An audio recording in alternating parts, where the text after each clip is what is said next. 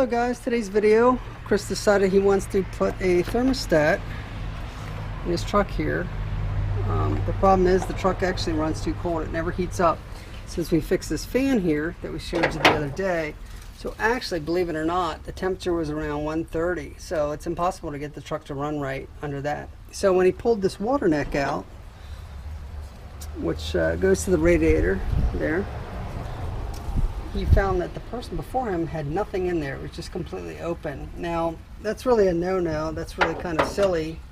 What we used to do back in the day is we used to just cut the spring out of the thermostat so it stays open. And with that on my car, it would run about a 170, which is probably still a little too low. So what Chris has done is he's taken a razor and he scraped all the old gasket off.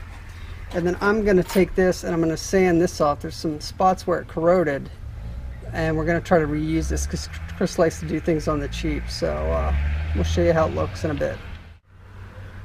Okay, so we've sanded this off. It's not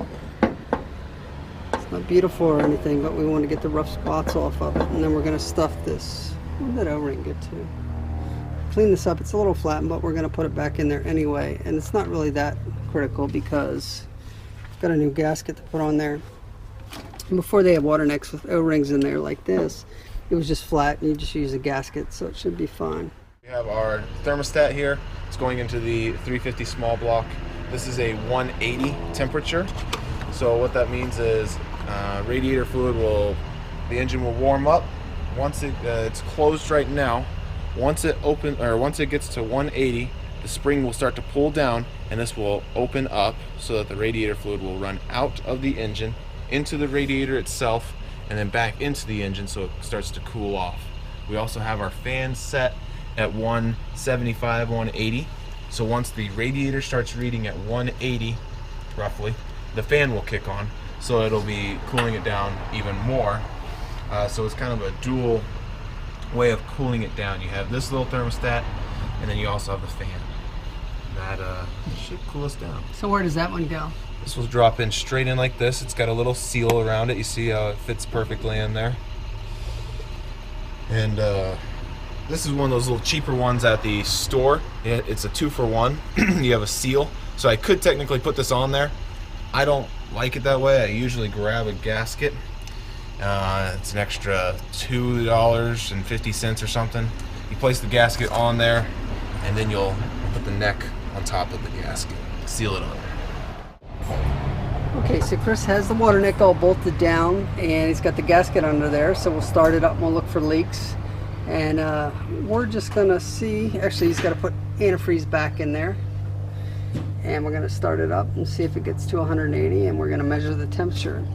Now Chris was explaining that you can get an air bubble under there, and what you have to do is you have to unhook this, unhook this, start it up, so you can get antifreeze to circulate through there. But I'll tell you what, when I was a young man, I must have done a lot of these and I never did that air bubble procedure, never had a problem. So we'll see what happens.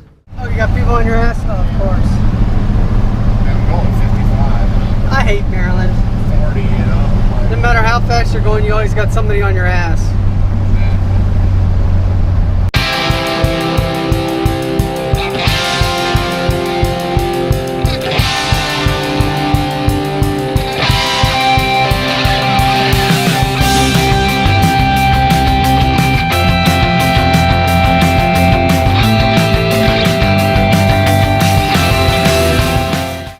Should I do it now? No, wait till you get out on the road. Yeah, wait until I get out a little bit. Yeah.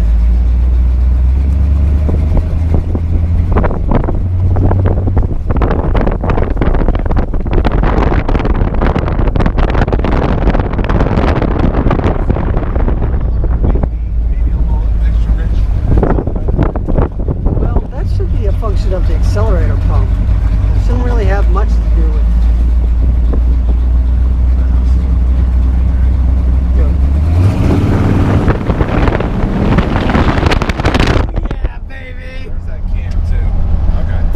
Was awesome. And you know what? I think it might actually still be a little too rich. You think? We'll leave it alone. But that's how it's supposed to